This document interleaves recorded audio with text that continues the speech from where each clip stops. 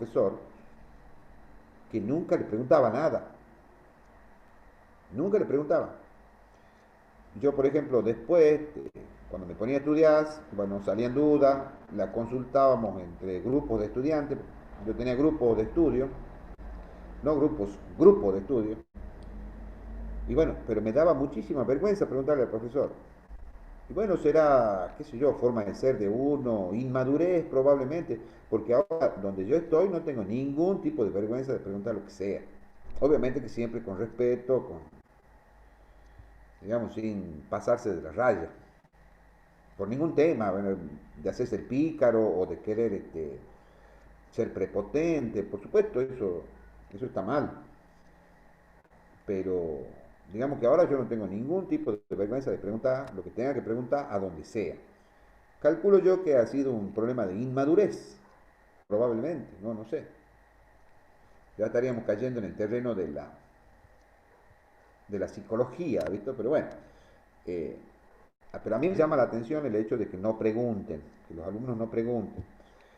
Eh, y de ahí siempre los profes decimos, cuando no hay pregunta de un curso, de un grupo de alumnos, qué palabra fea, pueden pasar dos cosas. Que tus alumnos sean genios o que tus alumnos no estudien y no te dan ni 5 de bolilla. ¿Cuál de las dos creen ustedes que este, yo creo más? Bueno, ¿cómo? Esférica. Ay Dios, ¿cuál es la esférica? Ah, la bolilla, la piedrina. No, pero ustedes no saben lo que es eso. Bueno, después tiene otra sección. Ahí están los simuladores. El primerito que está, el que yo uso, el que recomiendo, LibWheel. Pero después hay otro, MicroCap, está muy bueno. Entonces, los que estén interesados, qué sé yo, pueden acceder ahí. Después vamos a estudiar los diodos. Estos temas ya los hemos visto. ¿Qué es lo que quiero decir? Que está todo publicado. O sea, no es que digamos estoy... ¿Cómo? Los videos, profe, Está todo el temario publicado en el aula. Sí, hay he visto algunos videos, recién estaba terminando de ver un video ahí de explica cómo usar los osciloscopios, tan bueno. acá. Sí, Están muy buenos los videos, lo que voy viendo, señor ingeniero. Muy también interesante. aprende un video también, profe, que te explica cómo aprender a usar la fuente de poder también y el generador de señal. Sí, eso no está en el aula virtual, pero Sí, sí, sí, sí.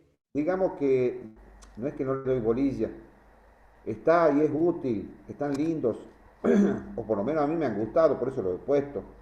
Pero como nosotros estamos en la virtualidad, este tipo de cosas, en la presencialidad sí lo vemos, a estos videos, estudiamos las características de la fuente de alimentación, y qué sé yo, pero en la virtualidad nos abocamos directamente a lo que vamos a usar, lo que podemos usar en la virtualidad, que son simuladores.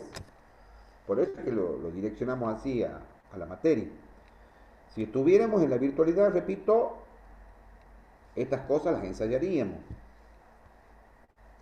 con un osciloscopio, con un generador de señales, con una fuente de alimentación, eh, y bueno, y componentes reales, obviamente. Pero aquí lo que tenemos a mano es el asunto este del LibWheel. Dicho sea de paso, la clase de hoy yo lo que quería es que veamos era si ustedes tienen alguna duda o pregunta respecto del trabajo práctico que ya está subido. Aquí está. Tienen que presentarlo el 28 de abril, o sea, el miércoles que viene. Buah, no sé cuándo. Sí, el miércoles que viene. Sí, profesor, el miércoles que viene. Yo tengo un problemita, profesor, mando una señal cuadrada y Sí, cuando la hago correr, me sale una señal triangular, pero no sé si es porque el elemento no tiene tiempo, por ejemplo, el capacitor no tiene tiempo de cargarse. Eso es seguramente. La ventaja que tenemos aquí es que, a ver, Brito, vos estabas hablando, ¿no es cierto? Lo tenés Sí, abierto al micrófono sí. al LibWhir. Ah, LiveWire, a ver, sí, sí lo tengo. Abrilo, por A ver, favor. sí, ahí lo tengo. ¿Ya quiere que comparta? Sí.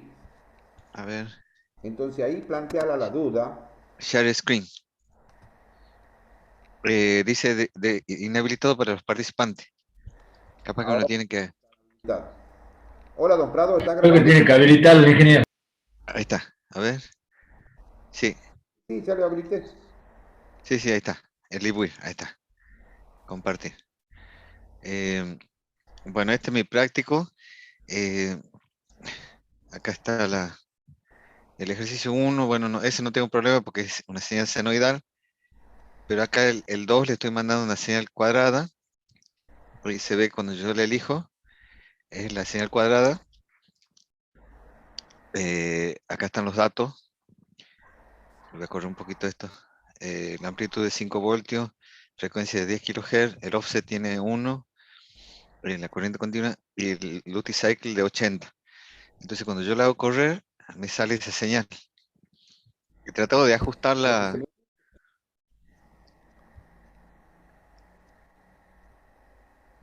He tratado de ajustarla lo máximo posible para que se vea, pero se ve así. Mira, me parece que tenés muchos circuitos simulándose simultáneamente. Sí, tengo todos los ejercicios en el mismo archivo. Sí, hace una cosita. Puede ser eso, ¿no? Cortalo al ¿Hay que ejercicio. hacer un solo ejercicio un solo archivo, solo ejercicio por archivo, profe? ¿Cómo? Tendría que ser entonces un solo ejercicio por archivo, ¿verdad? Para que no se generen esas interrupciones. Y calculo que sí. Lo que pasa es que también depende del rendimiento que tenga la máquina tuya. La máquina Claro, donde se ejecuta. Lo que le digo a don Brito es acá que me pasa lo mismo. lo copie al circuito, abra un archivo nuevo de LibWire, lo pegue y simule únicamente ese circuito. A ver, lo tomo a este. Sí, señalalo. Sí, a ver, Ahí está. ahí. ¿Ya lo has copiado? Sí, ahí lo tengo. Copiar, edit, copy, file, Nuevo. new. Y acá, edit, paste. Ah, tengo que elegir dónde pegarlo ahí. Entonces ahora ya tengo la señal cuadrada. Todo bien. Sí, ahí lo corro. Ah, ahí está, eso era. Sí, eso es, ingeniero. Y acá tengo que volver a setear mi pantalla del osciloscopio. Entonces le Exacto. voy a poner, bueno, acá tenía 12, le Ingeniero, voy a poner 6 voltios. No, le voy a poner 7 para que se vea. Y abajo 0 está bien. Entonces, bueno, y ahora el tiempo. El tiempo le voy a poner, en realidad me debería ir para abajo, pero con 0. 0,1 le puedo poner. 0,1. Punto tiene que ser. Sí, me lo tomo a punto. Yo pongo coma, pero me lo tomo a punto. No, menos, o sea, 0,05. Ahí está, ya me lo tomo en En mil. 100 milisegundos. Le pone 50. Más tiene que ser, más. Proba en micro, porque según la teoría era que si tenías kilohertz era una conversión con micro, más o menos, creo. Algo Ahí está el así era micro. el cuadrito que dice. Ahí está el micro. 50 micro. Sí, 50. Lo pongo un poquito más para que no se desplace tanto. Ahí está. Por lo menos hay que ver un periodo. Pero sí me sale triangular.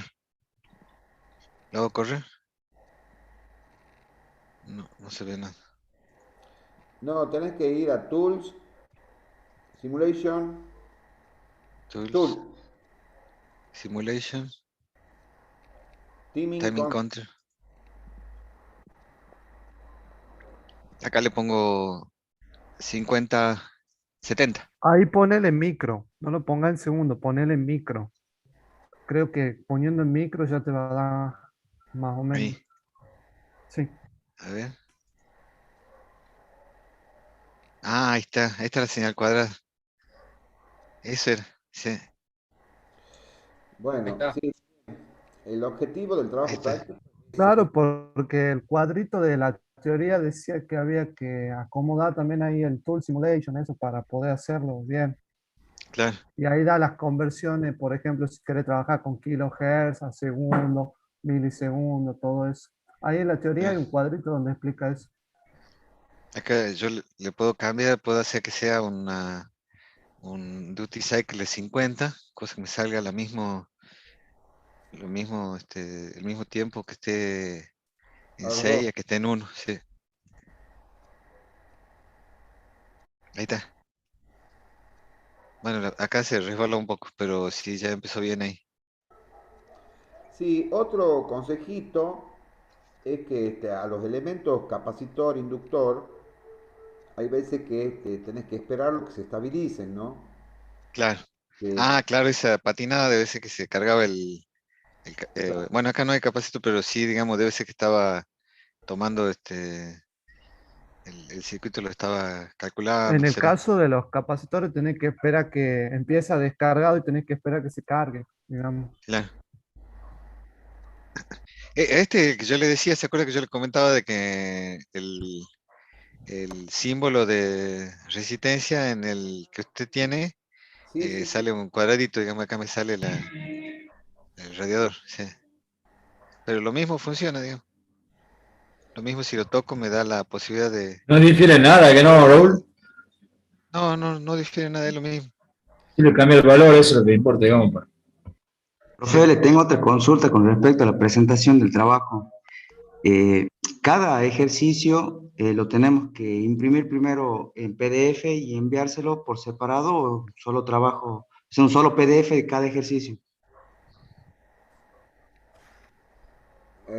No, es un archivo, la contestación del práctico, debería ser un archivo. En el archivo tenés que pegar la imagen que has simulado. Calculo que eso, bueno, lo saben hacer. Si no, lo podemos ver cómo se hace o cómo lo hago yo. Y también en ese archivo indicar el link de acceso al video. Más allá de que la virtual también te permite que vos anexes un video, un archivo de un video, aparte del trabajo práctico. Pero para la corrección es mucho más práctico, sencillo, que ustedes pongan el link en el práctico. Entonces vos haces clic en el link y accedes a verlo al video sin necesidad de bajarlo ni nada, de bajarlo a tu computadora. ¿Me explico lo que digo? Sí, profe, bien, bien, está entendido. Ahí dejo de Profesor, compartir, ingeniero. Dejo de compartir así. Ahí. Bueno, una consulta. Ahí a partir del punto 2 dice, creo que el 2.1, 2.2, no me acuerdo bien, dice, escribe un comentario. ¿A qué se refiere con eso? te explico qué pasa o qué puede pasar.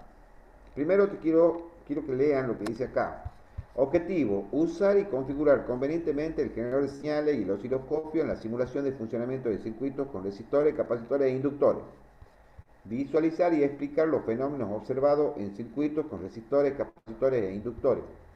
Lo que pasa es que los inductores y los capacitores tienen un comportamiento raro si se lo compara con el comportamiento del resistor, que es un componente estático. En cambio, el capacitor y el inductor son componentes que almacenan energía. Entonces, cuando almacenan energía tienen distintos... Es un comportamiento especial, digamos. Es más, el comportamiento inductivo se opone al comportamiento capacitivo. Todo lo que pasa en corriente en el capacitor pasa en tensión en el inductor. Por ejemplo, la reactancia capacitiva y la reactancia inductiva en corriente alterna se, se contraponen. Uno adelanta la tensión a la corriente y otra adelanta la corriente a la tensión.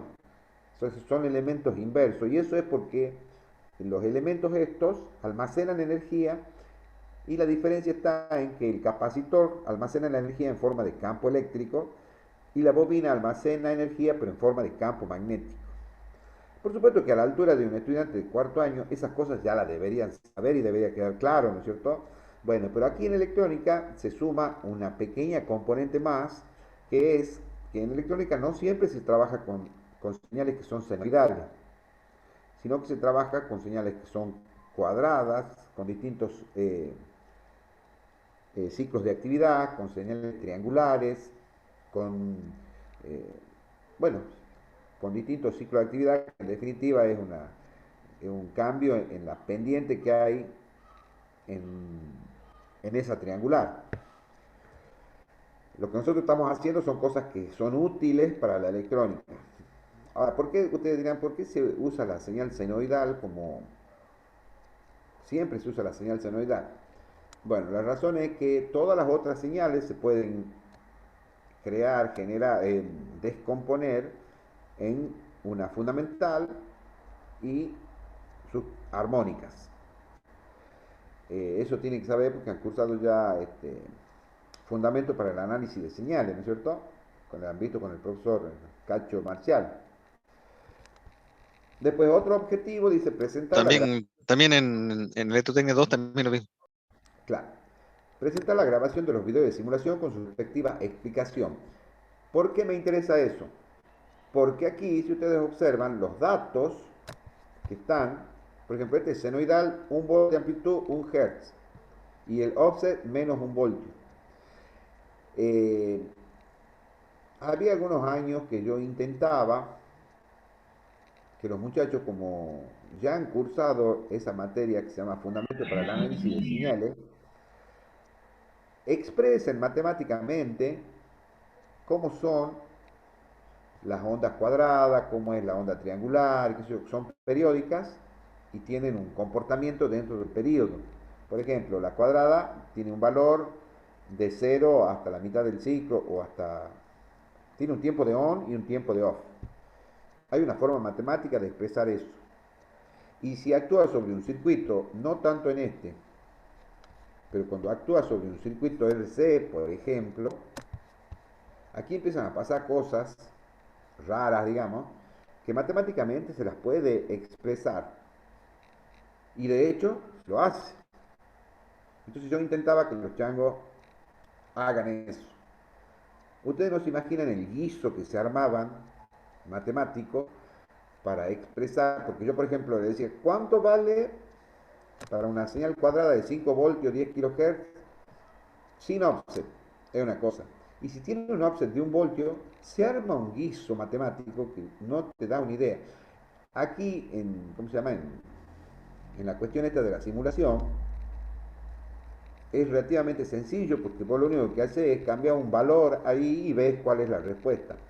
Entonces, hay veces que con determinadas ondas, en determinadas frecuencias, con determinadas características de amplitud, de offset, de ciclo de actividad, pasan cosas raras por la presencia de esos elementos almacenadores de energía que se llaman capacitor e inductor. Por eso es que le he puesto, acá en el ejercicio 1 no va a pasar nada raro, porque es un circuito con resistencias nomás, no pasa nada raro, o no puede pasar nada raro. Pero cuando aparecen los capacitores, ahí pueden pasar cosas raras. Dice, elija un caso de los 3 posibles, grabe un video de simulación explicando el funcionamiento e indique el link del mismo para su calificación. En el 3, ay Dios, ¿y dónde dice el coso raro? Yo sí lo había puesto. Capaz que es eso que dice, comente y justifique los resultados obtenidos. Claro. Sí, eso es. Comente y justifique los resultados obtenidos, porque miren las frecuencias. 15 kHz, 150 kHz, 50 kHz. Y esos componentes son tremendamente dependientes de la frecuencia, entonces probablemente en alguna de estas formas de onda aparezcan cosas raras. Entonces, ustedes simulen. Si ven cosas raras, coméntenla, traten de justificarla con el entendimiento que tienen del funcionamiento de un capacitor y de un inductor. Y miren ustedes que este es un circuito muy sencillo. Hay una resistencia, otra resistencia en paralelo con la bobina que se la alimenta con estas cuestiones. ¿Cómo? Sí.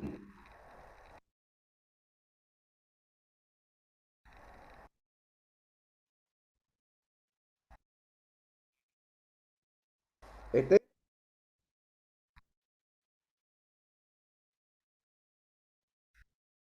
bueno, es probable que sea la frecuencia que estás usando o también es probable que la inductancia sea muy chica.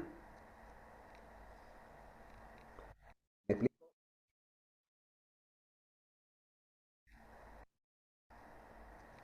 Fíjate bien, pero una explicación tiene que haber. Más me inclino yo por el valor de la inductancia.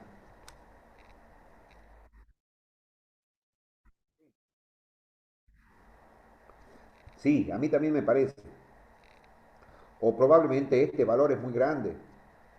Fíjate, en realidad, si nosotros trabajamos con las expresiones matemáticas, ahí va a saltar la razón. Pero como ya te digo, yo ya he intentado que los chicos, por su formación, intenten de expresar estas cosas matemáticamente y darle una justificación matemática. Pero se complican mucho. Y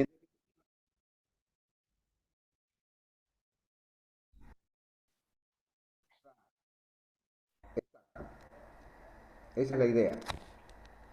Eh, Cuando se dan los prácticos estos de manera de ensayo de laboratorio, ahí también es relativamente...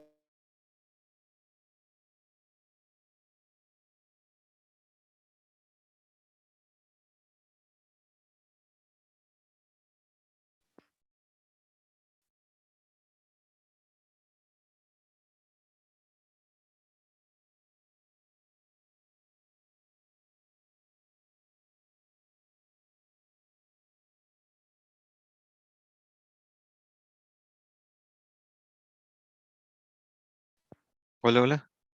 Mira que Hola, hola.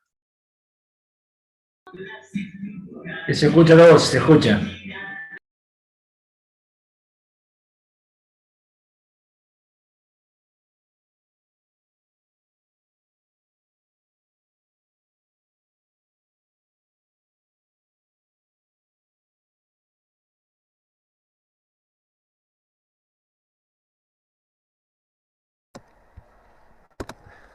hola, perdón, me desconecté. La conexión a internet parece que está medio, más o menos. Le estaba comentando y diciendo hasta el corte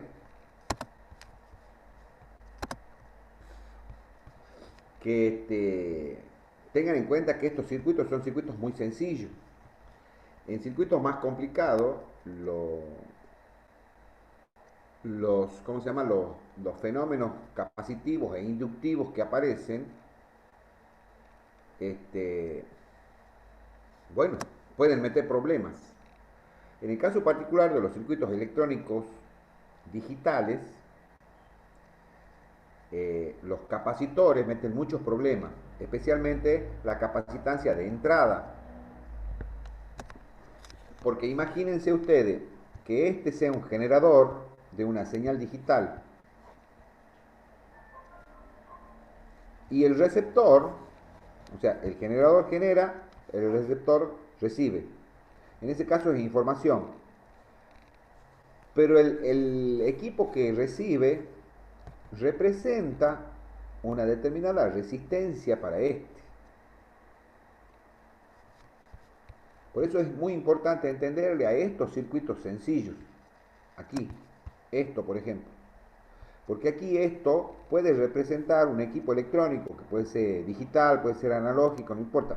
Pero hay un concepto que se llama impedancia de entrada, que ustedes seguramente ya lo manejan o tienen algo de idea, a donde eléctricamente se puede hacer una abstracción y suponer que todo lo que hay desde donde yo estoy marcando hacia la derecha se lo simplifica con un valor de resistencia que normalmente no es solamente resistivo.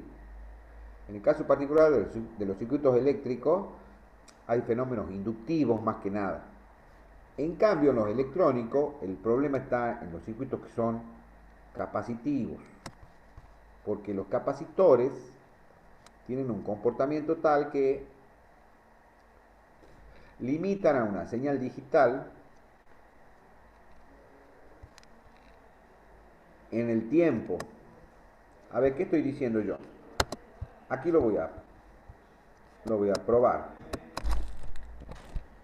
Lo que yo digo es que un circuito tiene una entrada capacitiva. Supongamos yo le pongo una señal digital de aquí.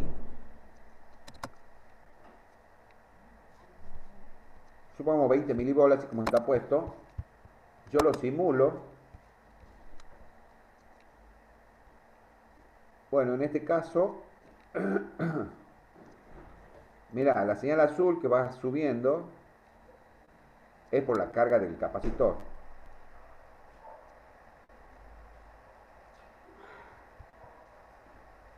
Ahora vamos a poner valores más.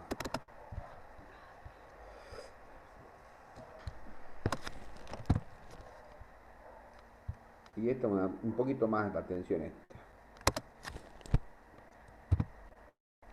200 milivolts, o sea 2 voltios. Veamos ahí. Les quiero mostrar esto.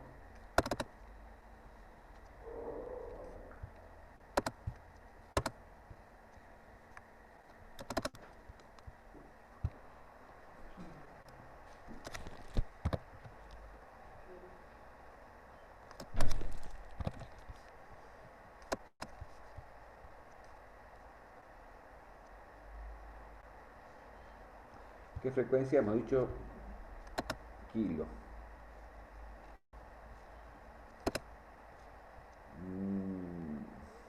Ingeniero, ¿es el timing control que está tocando usted? ¿Cuál sería el equivalente en el osciloscopio real físico?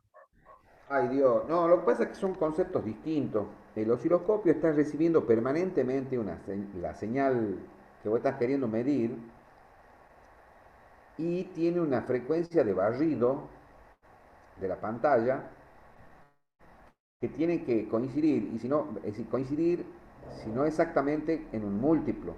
Entonces vos cuando eso ocurre, la imagen se queda en la pantalla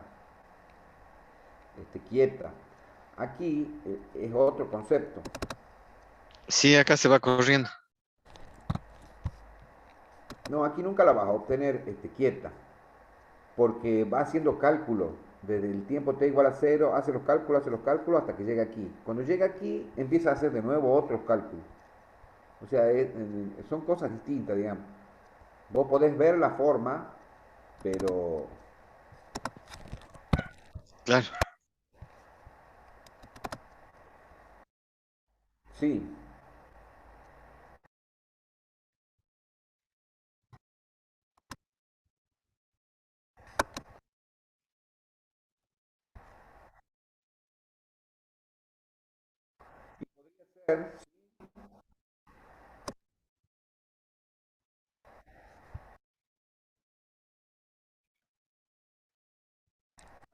Sí, calculo que sí, pero también calculo que, che, mira, me vuelve a dar triangular. Bueno, parece que me va a resulta más, porque yo quería que lo vean.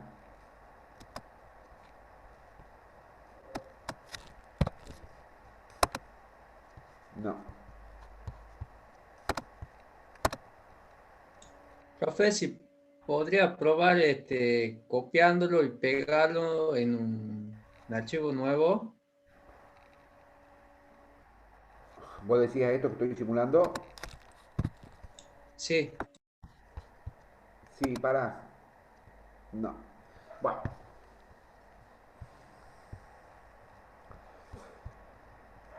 el ejemplo que quiero dar lo tendría que haber preparado mejor.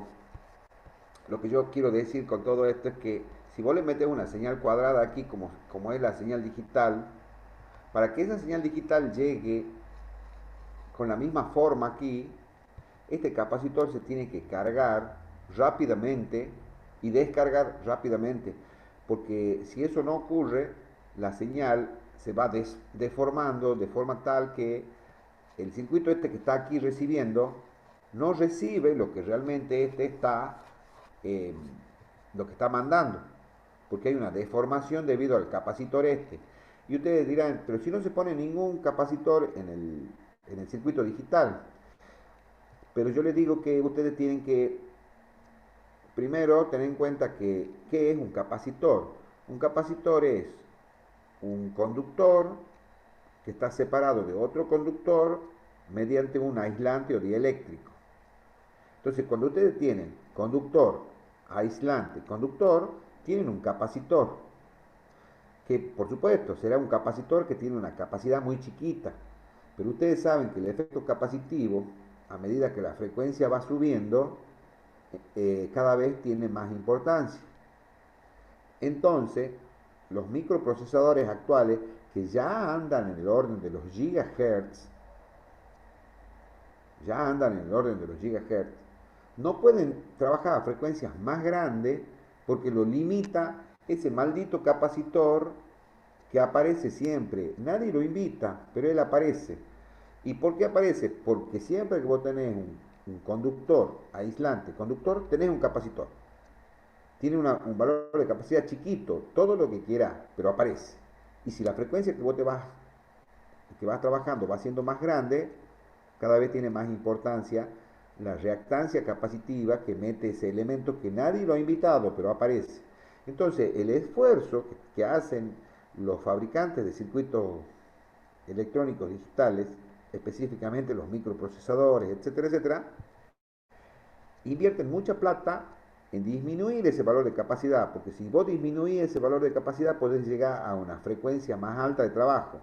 Y si llegás a una frecuencia más alta de trabajo, quiere decir que tus computadoras van a ser más rápidas. ¿A quién no le gustaría hoy hacer clic en una página de internet y que se abra instantáneamente? Fantástico sería. O sea, velocidad infinita. Eso no existe. ¿Por qué? Y porque todos los circuitos tienen retardos. Y esos retardos son debido a esos capacitores. Y esos capacitores son los culpables, digamos, que los fabricantes no hagan microprocesadores más rápidos. Es más, la carrera tecnológica es justamente eso.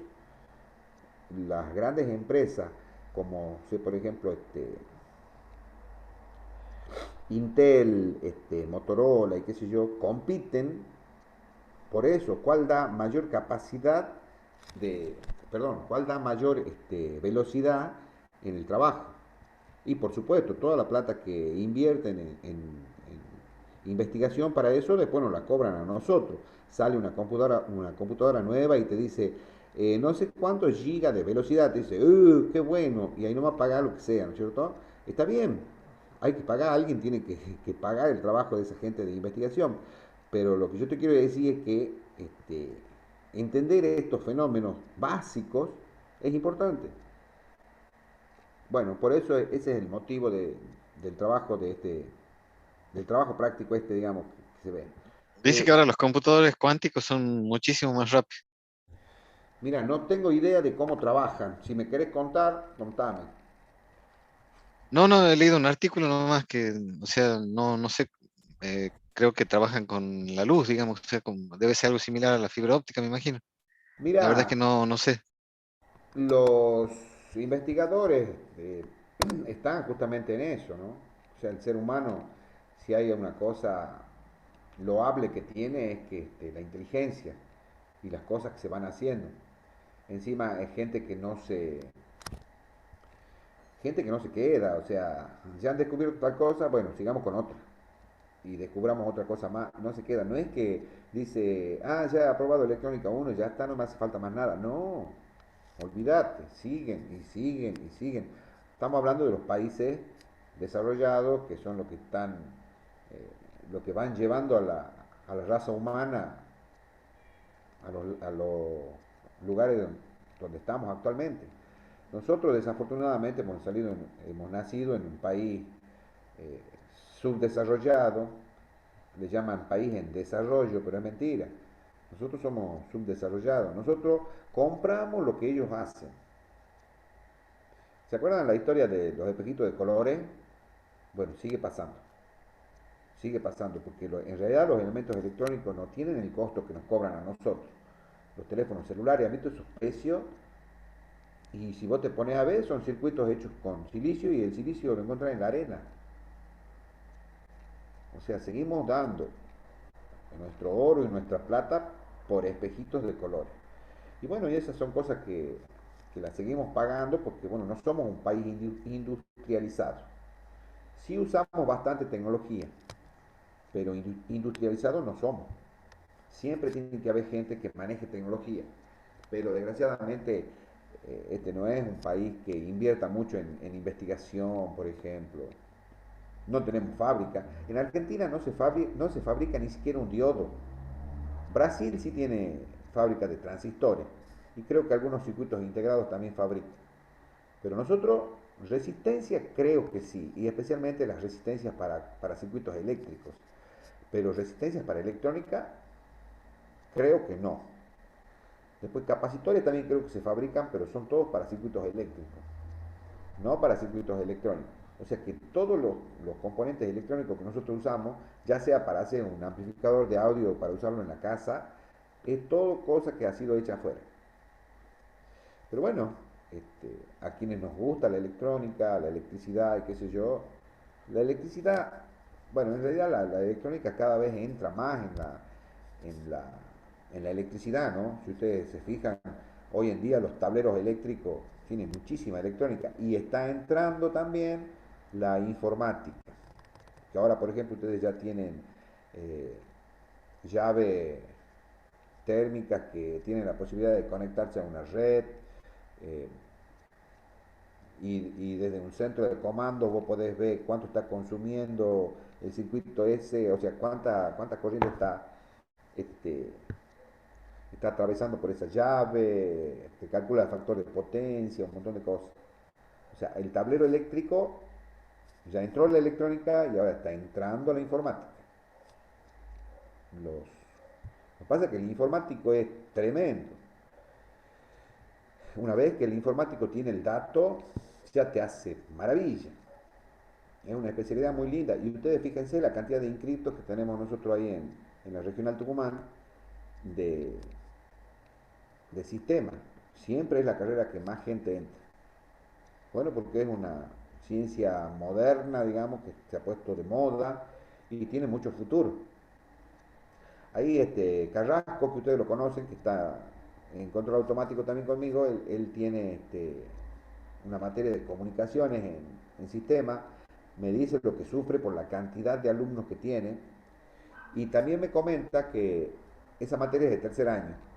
Me comenta que la mayoría de los chicos de tercer año ya están contratados por empresas del extranjero normalmente para hacer trabajo online de programación y qué sé yo.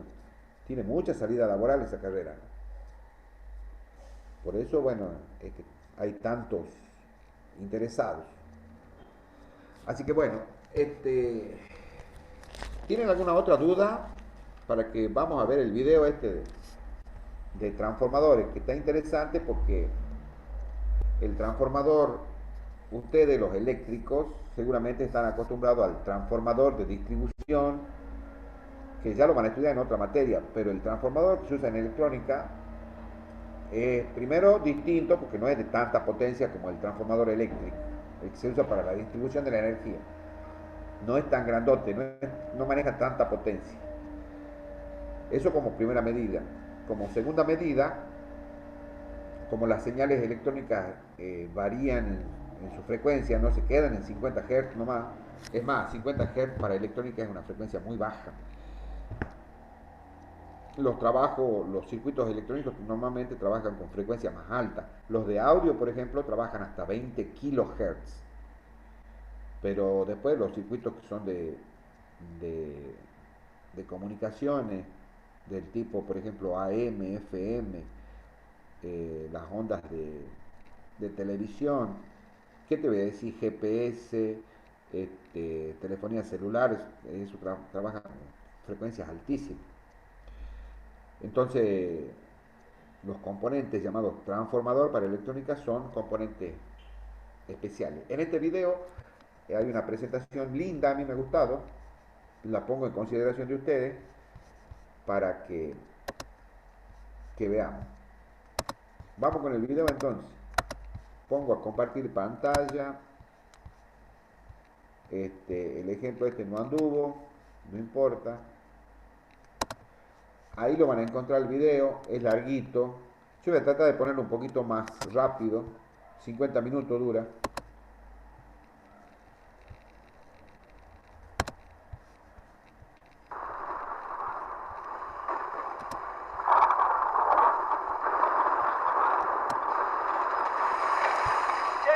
¿Qué día es hoy? Martes. Miércoles.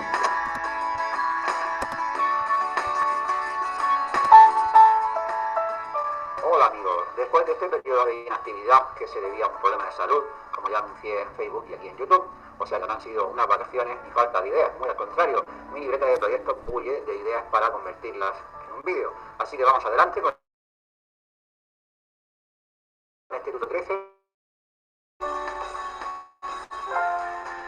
Un transformador es un dispositivo utilizado en circuitos eléctricos y electrónicos y su finalidad es cambiar el voltaje de una corriente eléctrica. Esa modificación del voltaje puede ser en sentido de elevar la tensión, reducirla o mantenerla invariable. Esta última opción parece un contrasentido, pero veremos que tiene razón de ser más adelante cuando veamos el transformador de aislamiento.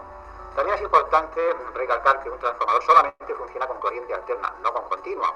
Si ponemos corriente continua a un transformador, lo único que va a ocurrir es un calentamiento en el bobinado por efecto Joule, una caída de tensión, pero nada más. Y esto es debido a que un transformador funciona en base al fenómeno de inducción electromagnética, que ocurre no cuando hay una corriente eléctrica, sino cuando hay una variación de corriente eléctrica, es decir, corriente alterna. Para entender mejor el funcionamiento de un transformador, vamos a ver las partes que lo componen. En este dibujo podemos ver las partes fundamentales de un transformador.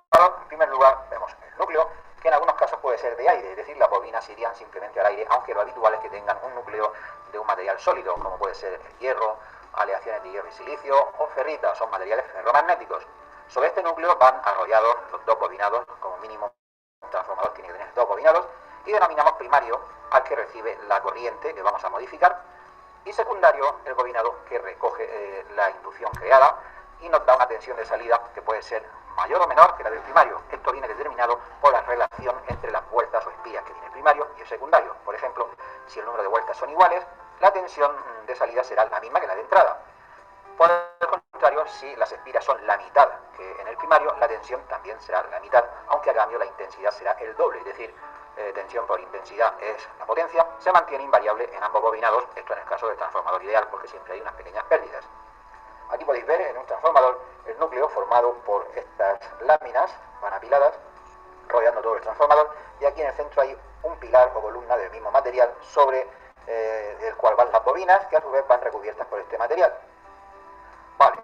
Una cosa muy importante es que no hay contacto eléctrico entre el primario y el secundario, y si lo hay, el transformador estaría defectuoso, porque este cable, este cobre, va esmaltado, es decir, no hay conducción entre las espiras, está aislado, y si pusiéramos un polímetro con una pinza en este cable y otra pinza en este cable o este cable y nos diera continuidad, una lectura distinta de infinito, este transformador estaría en cortocircuito, estaría defectuoso. Lo que tenemos delante es el esquema de un transformador típico con su primario diseñado para funcionar a 240 voltios y un secundario que nos entrega 12 voltios a la salida. Eso quiere decir que es un transformador reductor y con una relación de transformación de 20 a 1. Es decir, si dividimos 240 voltios entre 20 nos da precisamente 12 voltios. Esto además significa que el número de espiras en el secundario es menor que en el primario y en esta relación de 20. Si por ejemplo tuviésemos 300 espiras en el primario, en el secundario habrían 15 espiras. Bien, esto en cuanto a la tensión. La intensidad La intensidad máxima del secundario suele venir marcada por el fabricante en el propio transformador. Aquí, por ejemplo, nos dice este transformador que es de 0,4 amperios. En este caso, en el dibujo yo he puesto 1 amperio, los hay de mucho más, por supuesto. Si multiplicamos la tensión por esa intensidad máxima, nos da la potencia que puede manejar el transformador, que en este caso serían 12 vatios. La intensidad máxima que circula por el primario, en cambio, no suele venir marcada por el fabricante, pero se puede deducir fácilmente, ya que si la relación de transformación es de 20, lo es tanto para la tensión como para la intensidad. Si la tensión decrece en un factor de 20 en el secundario, la intensidad será un factor 20 menor en el primario. Por lo tanto, si dividimos un amperio entre 20, nos da 50 miliamperios, que será la corriente que circule por el primario, cuando en el secundario estamos gastando 1 amperio. Otra cosa muy importante de los transformadores es que son máquinas reversibles, es decir, en lugar de poner aquí esta tensión de 240 para recoger 12 voltios, podemos hacer al revés. Vamos a poner 12 voltios en el secundario y obtendremos 240 voltios en el primario, aunque eso sí, manteniendo las proporciones de las que hemos hablado de intensidad. Hará falta poner 1 amperio en el secundario para obtener tan solo 50 miliamperios en el primario, aunque eso sí, 240 voltios. A continuación vamos a ver los distintos tipos de transformadores, que son muchos, no solamente por la forma en que son construidos, sino también por la forma en que son utilizados. Vamos a ver los más usuales. Los transformadores de alimentación son los que con más frecuencia nos vamos a encontrar, por lo menos a nivel de aficionado, ya que no hay equipo que no tenga al menos uno. Esto es lógico, pues la tensión de red disponible es de 220 o 125 voltios y los equipos necesitan tensiones a menudo bastante menores. Eso se hace con un transformador. Los hay de bastantes tipos, por ejemplo tenemos el clásico de bobinado primario 125 a 220 y este secundario es de 15 voltios, los hay de muchas tensiones. Este es parecido, pero es simétrico, es decir, tiene una salida de 0 voltios y un 18 voltios más 18 voltios. Ahora veremos también qué significa eso de transformador simétrico. Y tenemos los de las fuentes de alimentación conmutadas, que como veis son mucho más pequeños, ya que estas fuentes son muy eficientes. Y aquí tenemos un transformador de alimentación clásico. Su primario tiene 3 terminales que corresponden al 0, 127 y 220 voltios. La conmutación entre una tensión y la otra se realiza normalmente mediante un selector manual, aunque esta operación ahora se hace, bueno, desde hace bastante tiempo en las fuentes modernas de forma automática por medio de electrónica. Pero bueno, este transformador, digamos clásico, todavía se sigue vendiendo para montajes de aficionados y no tan aficionados. El secundario es sencillo, solamente tiene 2 terminales y corresponden a una salida de 15 voltios y según el fabricante puede suministrar hasta 4 amperios máximo. Este otro transformador un poco más pequeño es igual, el primario tiene su 0, 127 y 220 voltios y la salida vemos que tiene 3 terminales. Aquí hay una novedad, hay un 0 central y 2 18 voltios, uno a cada lado. Esto sirve para hacer una fuente de alimentación simétrica, ahora veremos en qué consiste eso, y su intensidad máxima es de 0,4 amperios. Y aquí tenemos el transformador de una fuente conmutada, como podéis ver es muchísimo más pequeño que los otros, mucho más pequeño porque estas fuentes de alimentación son muy eficientes, trabajan con alta frecuencia y tiene en su primario, este de aquí, este bobinado de aquí, tiene 5 terminales, mientras que en el secundario tiene nada menos que 7 terminales, por lo que son varios devanados y algunos de ellos tienen además alguna derivación, es decir, son transformadores con cierta complejidad. Y este es el esquema de una fuente de alimentación simétrica básica, pero que funciona perfectamente. Podemos aprovechar un transformador de este tipo, que es simétrico, con una salida de 0 voltios y 2 salidas, en este caso de 18 voltios, aunque yo he elegido en este esquema de 12, podría ser de 6, de 9, de 15, de 24, de la tensión que necesitemos. Vamos a conectar el secundario de esta manera. La tensión central 0 voltios la sacamos directamente como salida de la fuente, será la tensión central o de referencia. Y cada una de las tensiones de los extremos las aplicamos como siempre a un puente rectificador o a 4 diodos, como mejor nos parezca, y tendremos en la salida negativa ya el negativo rectificado y en la salida positiva el positivo rectificado. Se ponen 2 condensadores electrolíticos de un valor generoso para filtrar, para eliminar el rizado de corriente alterna, y vamos a aplicar esta tensión ya rectificada a un regulador positivo 78. El transformador trifásico es algo que no vamos a encontrar fácil. Ahí lo interrumpo el video y lo salto esa parte porque ya después vamos a estudiar nosotros los rectificadores y los reguladores lineales. Ya que su ámbito de aplicación es la gran industria, por ejemplo, las centrales eléctricas que no generan suficiente tensión el generador y para transportar la electricidad sin pérdidas por efecto Joule hay que elevarla a miles de voltios. Eso se hace precisamente con un transformador que es trifásico, ya que el transporte de electricidad siempre se hace bajo esta forma trifásica. Y después, cuando esa electricidad llega a los puntos de consumo, las viviendas, los comercios y la industria, se baja a un valor de tensión aprovechable y además se convierte en monofásica, al menos en el caso de las viviendas. La electricidad que tenemos en casa es monofásica. En el comercio también, pero en la industria, incluso en talleres pequeños, es fácil encontrar corriente trifásica, puesto que un motor eléctrico a partir de cierta potencia es ventajoso que sea trifásico. Sin embargo, no hay ningún límite para esto. Se puede trabajar perfectamente con potencias muy reducidas en forma de corriente trifásica. De hecho, me suena, bueno, no, he visto un montón de vídeos en internet de centrales, pequeñas centrales eólicas, caseras, y el alternador se lo hacen ellos mismos. Estamos hablando de máquinas de a lo mejor 1 kilovatio, es decir, potencias reducidas, y ese alternador es trifásico. Hacen una especie de disco en donde ponen dentro las bobinas, ahí se quedan fijas, y realizan incluso inducidos con varias bobinas por fase. Por ejemplo, si es trifásica y es de 4 polos, son 12 bobinas, ponen 12 bobinas, ponen 3 en serie, otras 3 en serie desfasadas X grados, en fin, y un rotor con un montón de imanes de neodimio, y la verdad esos alternadores tienen pinta de funcionar bastante bien. Un transformador de impedancia, más que un tipo de transformador, es un uso que se le da a un transformador, es una forma de utilizarlo. En teoría nos valdría cualquier transformador, por ejemplo uno de alimentación, siempre y cuando su relación de transformación sea la correcta. ¿Y qué es eso de la adaptación de impedancia? Pues ocurre a menudo que dos circuitos, o un circuito y un dispositivo, a la hora de conectarlos, no se transfiere bien la electricidad, debido a que, por ejemplo, el circuito entrega mucha tensión y poca intensidad, mientras que el dispositivo que le vamos a conectar necesita más intensidad y menos tensión. Bueno, pues precisamente esto es lo que hace un transformador. Eleva o reduce el voltaje y hace lo inverso con la intensidad. Así que este transformador que vamos a poner entre circuito y dispositivo va a adaptar la impedancia. Esto lo vamos a ver con más detalle un poco más adelante en este mismo tutorial, en el apartado usos prácticos de transformadores, y vamos a ver cómo solucionamos el problema en aquella radio balena, aquellas radios sin pilas que hice hace unos meses, y solucionamos el problema de adaptación de impedancias entre los auriculares que se conectan y la propia radio usando un pequeño transformador. Los transformadores toroidales son fácilmente reconocibles por su forma de anillo. Los hay desde muy pequeños hasta tamaños bastante grandes, y el núcleo está formado normalmente de ferrita de una sola pieza y sobre él se montan los bobinados.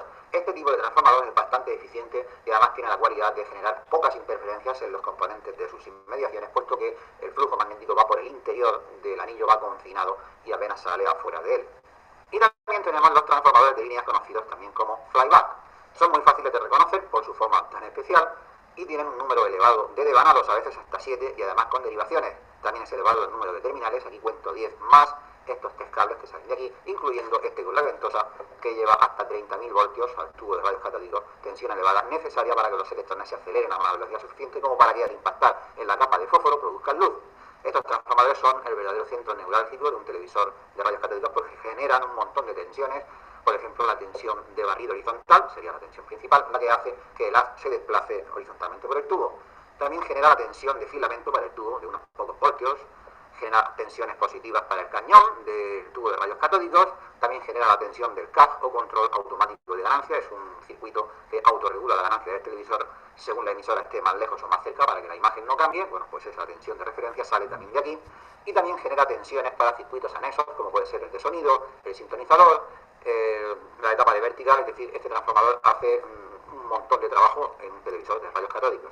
Acerca de obtener información de estos transformadores hay una página web que nos puede ayudar bastante. Bueno, chicos, ustedes terminen de verlo al videíto este de transformadores. En realidad es mucho más. O sea, nosotros no vamos a ver tanto de transformadores. Ahí describe un montón de transformadores que se los usa en electrónica. Nosotros básicamente lo que vamos a usar son los transformadores para hacer fuentes de alimentación. Eso es lo máximo en transformadores que vamos a usar. Años anteriores, las fuentes conmutadas, a pesar de que figura en el programa, este año vamos a ver si lo podemos sumar y hacer algún tipo de simulación para que veamos el funcionamiento.